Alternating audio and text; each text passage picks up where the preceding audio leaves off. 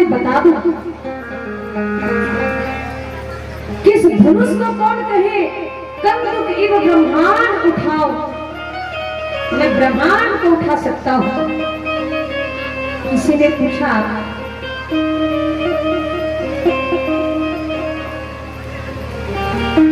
पूछा कि महाराज बोलिए भक्तवत्सल भगवान की। हमारे भैया कुंदन जी ने आप लोग नया बत्ती डाला करेंगे, ठीक जला देते हैं। हम तो बहुत पहले से समझ रहे, लेकिन सोच रहे कैसे बोले बीच में। एक प्रश्न है कि विश्वामित्र जी सतयुग में भी थे या त्रेता में? भाई हमारे राम त्रेता में थे तो विश्वामित्र जी भी त्रेता में ही हैं, सतयुग में नहीं। बोलिए भक्तवत्सल भगवान की। हाँ, जहां तक मुनि महात्माओं की बात है तो वो तो सतयुग द्वापर त्रेता और कलयुग तक में भी है, लेकिन विश्वामित्र जी भगवान श्री राम के कुल गुरु तो नहीं है, कुल गुरु तो वशिष्ठ है, सूर्यवंशियों के राम जी के शिक्षा गुरु विश्वामित्र है और दीक्षा गुरु वशिष्ठ जी।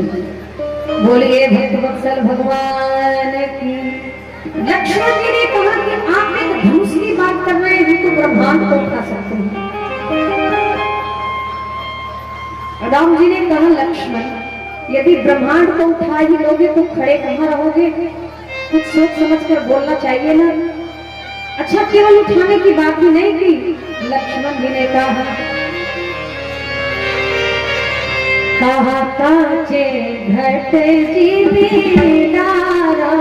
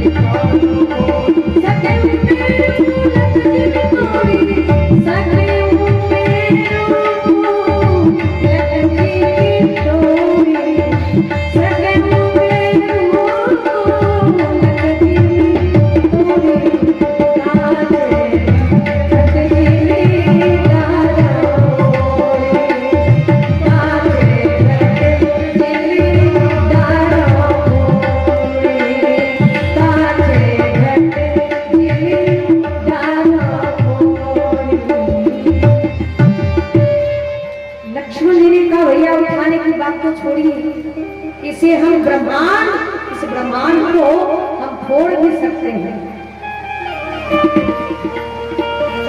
ब्रह्मांड को फोड़ सकते हैं। हाँ हाँ, लोगों ने कहा यदि ब्रह्मांड को फोड़ोगे तो खड़े कहाँ रहोगे? बस ज्यादा नहीं, 5-7 मिनट और उसके बाद भगवान की आरती आप लोग मुश्किल से बैठे। आरती और प्रसाद लेकर ही सब लोगों को जाना चाहिए। बिना प्रसाद और बिना आरती के जाने का मतलब है कि रणभूमि में पीठ दिखाकर भाग जाना है। बोलिए भक्तवत्सल भगवान की।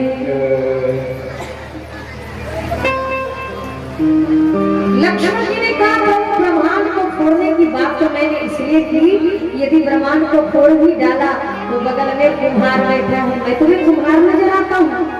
कहा प्रभु आता कौन है? आप तो बड़े बनाए कुम्हार ही हैं। क्यों? कहा प्रभु कुम्हार तो एक मिट्टी के घड़े को तैयार करता है, लेकिन हे परमात्मा आप इस जीवात्मा रूपी घड़े को तैयार करते हैं, इसलिए आप परमात्मा रूपी कुम्हार नहीं तो और क्या हैं? भैया राम की आज्ञा मिले तो मैं धनुष को तोड़ दूंगा। जनक जी ही शांत हो गए, सारी समाज स्तब्ध हो गई। लेकिन विद्वानों ने कहा कि सच तो ये है कि धनुष टूटने का जो मुहूर्त था, जो समय था, अभी वो आया ही नहीं था, क्योंकि जिस मुहूर्त में धनुष टूटना था उस मुहूर्त का ज्ञान एक व्यक्ति को था। एक व्यक्ति को पूछा, कौन है वो? राम जी। कहा नहीं। जनक जी? कहा नहीं। कहा भोलेनाथ? कहा नहीं। कहा तो वशिष्ठ जी होंगे? कहा नहीं। कहा तो किसे पता था कि धनुष टूटने का मुहूर्त क्या है? तो गोस्वामी जी ने कहा विश्वामित्र समय शुभ जाने, विश्वामित्र समय शुभ जाने, विश्वामित्र समय शुभ जाने,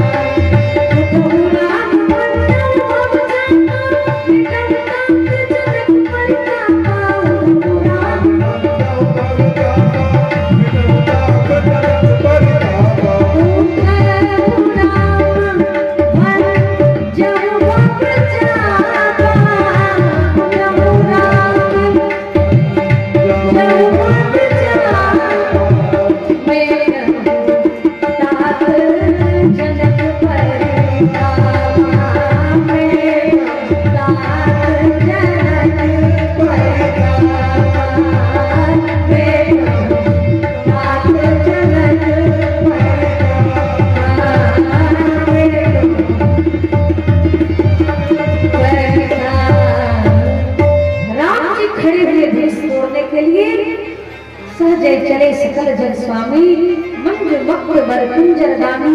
पहले धनुष को प्रणाम किया और धनुष को प्रणाम करके परिक्रमा की।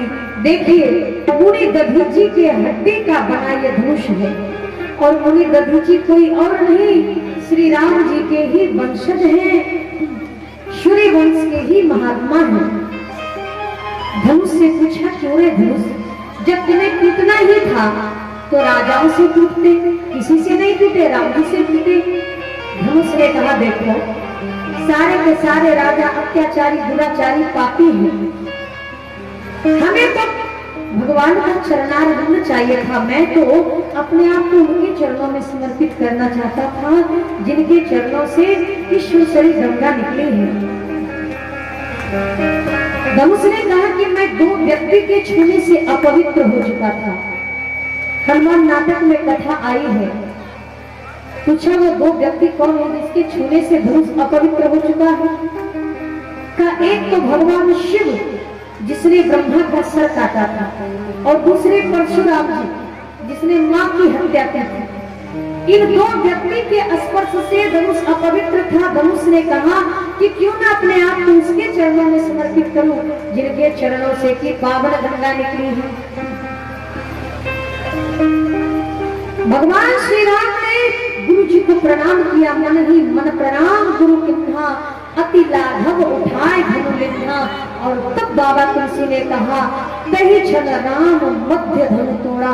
बाबा तुलसी से पूछा कि बाबा आप लिख सकते थे कि तही छल राम धनुष को तोड़ा, तही छल राम शिव धनु तोड़ा, लेकिन आपने लिखा तही छल राम मध्य धनु तोड़ा। अर्थात आप बताना क्या चाहते हैं?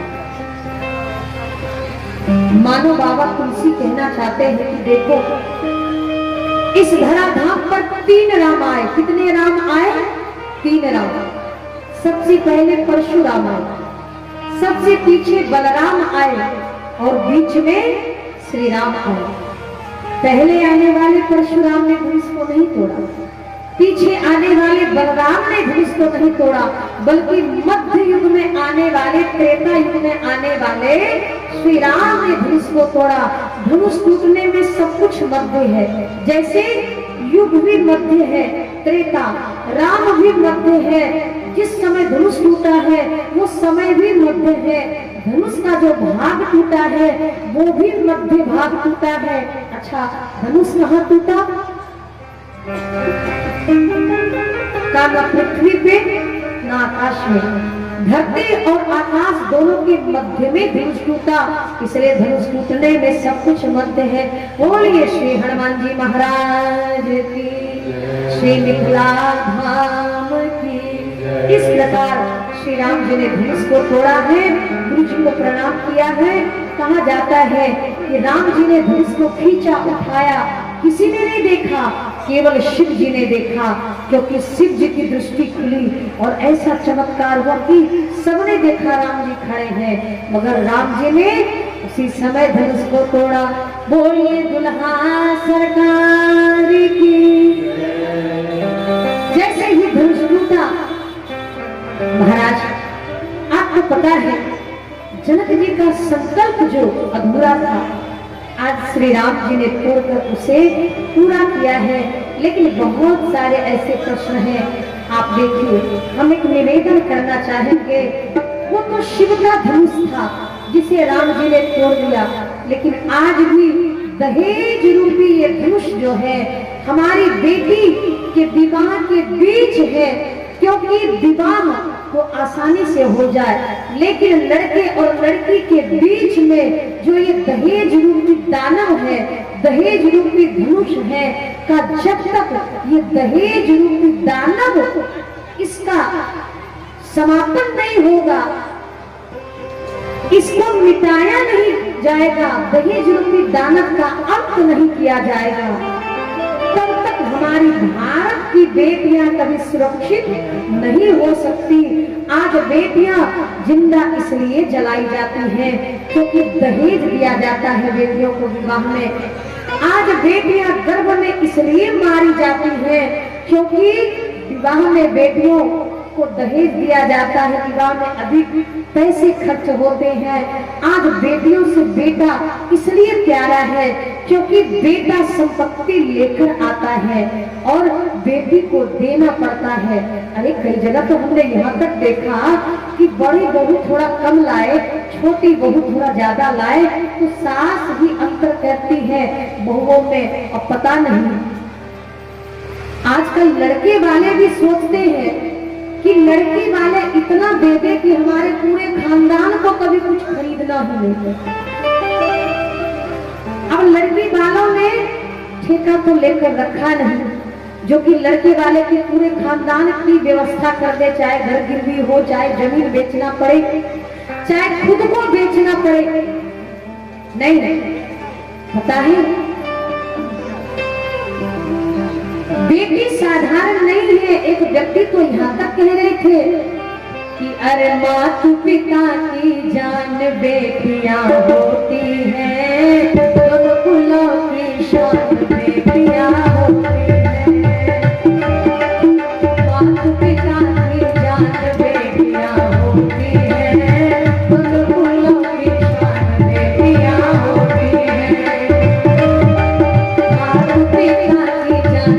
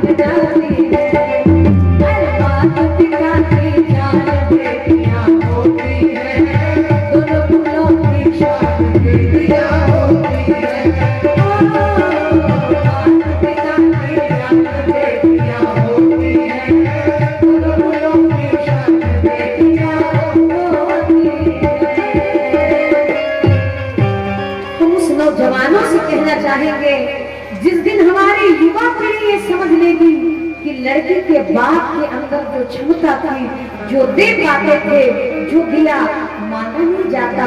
अरे जो स्वेच्छा से दिया जाए दान उसे कहा जाता है, जो मांग कर लिया जाए उसे भीख कहा जाता है।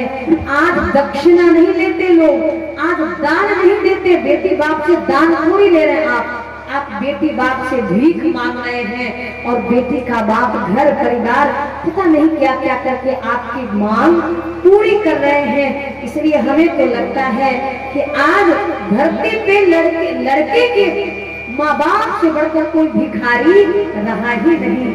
एक बार एक बारात में दो समधी खड़े थे। एक व्यक्ति ने पूछा कि ईमानदारी से बताओ, पता कर सकते हो कि लड़की का बाप कौन है और लड़के का बाप कौन है? बगल वाले ने कहा अच्छी तरह से। कहा तो बताओ। कहा जो व्यक्ति अकड़ कर खड़ा है और पगड़ी बांध कर सीना तान कर अकड़ के खड़ा है वो लड़के का बाप है, और जो व्यक्ति पगड़ी बांधकर दोनों हाथ जोड़कर नम्रता से सबके सामने खड़ा होता है वही बेटी का बाप है। बेटी जीवन में झुकना सिखाती है, नम्रतावान बनना सिखाती है। बेटी बहुत बड़ी चीज है। आप देखिए आज सिया जी का विवाह रहा विवाह चाप आधीना धनुष के अधीन था, जिसे राम जी ने तोड़ दिया। लेकिन आज विवाह की जो रीतियां हैं महाराज इतनी अभद्र होती जाती हैं। जयमाल की रीतियां हमने देखी है, कभी कभी वीडियो में भी ना जाने कहाँ आजकल जो लोग जयमाल कराते हैं। अच्छा आजकल लोग जयमाल कराते हैं, नौटंकी तो करते हैं कि राम जी ऊंचे थे तो चलो लड़की को उठा लो या फिर लड़की को उठा लो। नहीं महाराज, वाल्मीकि रामायण के अनुसार सीता जी वाकई 5-6 वर्ष की थी और राम जी 12 वर्ष के थे। पद्म पुराण के अनुसार सच में सीता जी 9 वर्ष की थी और राम जी 15 वर्ष के थे। इतना फासला था लड़के लड़की में, जिसके कारण माल्यार्पण नहीं हो रहा था। आजकल तो लोग पता नहीं नौटंकी पे उतर आए हैं। आजकल लोग दान दक्षिणा क्या मांगेंगे, और आज के लड़के भी पढ़ लिख कर लड़कियों को सताना शुरू कर देते हैं। बाप से ये मांग कर लाओ, ये मांग कर लाओ। करोड़ों जन्म बीत जाएगा लेकिन नरक के द्वार से मुक्ति नहीं मिलेगी। इसलिए सर्वत्र प्रार्थना है इस दहेज रूपी दानव को मिटाना होगा, और उसको मिटाने के लिए हमें कहीं और नहीं राम जी की कथा सुननी होगी, भगवान का विवाह प्रसंग सुनना होगा, धनुष यज्ञ सुनना होगा। इसलिए तब जाकर दहेज रूपी दानव मिट सकता है, मर सकता है। नीतीश कुमार ने मानव श्रृंखला लगाई दहेज प्रथा के ऊपर, शराब बंदी के ऊपर। अब बताइए ईमानदारी से, क्या दहेज लेना बंद हो रहा है? क्या शराब बंद हो रहा है? आप छत्तीसगढ़ चलिए, वहाँ बेटी वाले लड़के वाले को दहेज नहीं देते, लड़के वाले ही उल्टा देते हैं। आप कहे तो मैं सुबह बात करा दूं, जिसको करना हो आ जाए। वहाँ के लोग बेटी को दहेज नहीं देते, बल्कि लड़के वाले ही लड़कियों को अपनी इच्छा से गहने जेवर यानी जितना जो कुछ देना होता देते, तो विवाह कर लाते हैं। दशरथ जी ने क्या किया है? वही तो किया है ना। जिस समय विवाह संपन्न हुआ और जनक जी ने हाथ जोड़कर कहा महाराज आप तो ठहरे सम्राट और मैं तो मिथिला का बिहार का एक छोटा सा राजा, मैं क्या दे सकता हूँ? उस समय महाराज दशरथ ने यही तो कहा है कि हे राजन, आप ये कहिए ना कि आपने हमें क्या नहीं दिया। आपने तो 4-4 कन्या रत्न दिया है हमें, आपकी कन्या रत्न को लेकर हम जा रहे हैं। आपको हमने कुछ नहीं दिया, हम तो आपसे लेकर जा रहे हैं। संसार में बेटी के बाप से बढ़कर कोई दानी हो ही नहीं सकता।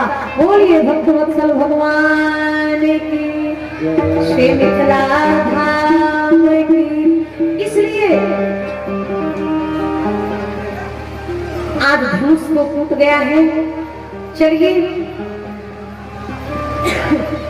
बहुत समय हो गया है और इस दिए से हम परेशान हैं। आज कल जो है भगवान की बारात भी आएगी, विवाह भी होगा। जहाँ तक माल्यार्पण की बात है तो आपको पता है सखियां बार बार कहती है राम जी से झुक जाइए, हमारी सिया जी हार पहनाएंगे। लक्ष्मण जी ने कहा खबरदार, हार उसे पहनाई जाती है जिसकी हार हुई है, पहनाओ राजा को, इनकी हार हुई है। एक ने कहा नहीं सरकार, हमारी सिया जी जय माला पहनाएंगी, थोड़ा झुक जाओ। लक्ष्मण जी ने कहा मैं छत्री हूँ, छत्री कभी किसी के आगे गर्दन नहीं झुकाता, जैसे भी माला पहनानी हो पहना दो। एक ने कहा हमने सुना है आप शेषा अवतार है, कहा हाँ, का तो जहाँ सिया जी खड़ी है उसी जगह को थोड़ा ऊंचा कर दो। लक्ष्मण जी ने कहा बारिश क्यों, वो जगह ऊंचा नहीं होगा जहाँ की राम जी खड़े हैं। यदि वो जगह ऊंचा करेंगे जहाँ सिया जी खड़ी है तो वो जगह भी ऊंचा होगा जहाँ राम जी खड़े हैं। अब क्या करें? सिया जी ने कहा सुनो लक्ष्मण, ये मिथिला है और मिथिला की सखियां छोड़ेंगी नहीं, धनुष टूटते ही मैं तुम्हारी भाभी माँ बन गई। अब तो सिया जी के डर से लक्ष्मण जी ने कहा देखो एक पुष्प ले आओ दौड़कर। सखिया गई पुष्प ले आई। लक्ष्मण जी ने कहा जैसे ही भैया राम के चरणों में हम पुष्प चढ़ाएंगे, भैया राम हमें उठाने के लिए झुकेंगे, सिया जी से कहना माला डाल दो गले में। सखिया गई, दौड़ी दौड़ी गई और पुष्प लेकर आई, लक्ष्मण जी को दिया। लक्ष्मण जी राम जी को चढ़ाने लगे चरणों में। लक्ष्मण जी, राम जी ने कहा अरे लक्ष्मण ये क्या कर रहे, दिमाग खराब हो गया तुम्हारा? हाँ क्यों? करे ये तो एक को झुकाना चाह रही थी, केवल हमें झुकाना चाह रही थी, तुम जो कर रहे हो दोनों की बारी आ जाएगी झुकने की। लक्ष्मण जी ने कहा हमें माफ कीजिएगा, ये हम नहीं जानते, लेकिन अब तो हमें पूजा करने ही दो, प्रणाम करने ही दो। राम जी ने कहा तो क्या यही वक्त था तुम्हें प्रणाम करने का? कहा भैया अभी तक प्रणाम नहीं किया, आप विश्व विजयी हुए हैं, धनुष तोड़ा है आपने। राम जी ने कहा चलो खड़े हो जाओ। कहा बिल्कुल खड़े नहीं होंगे, आज तो उठाना होगा। अब राम जी करे तो करे क्या?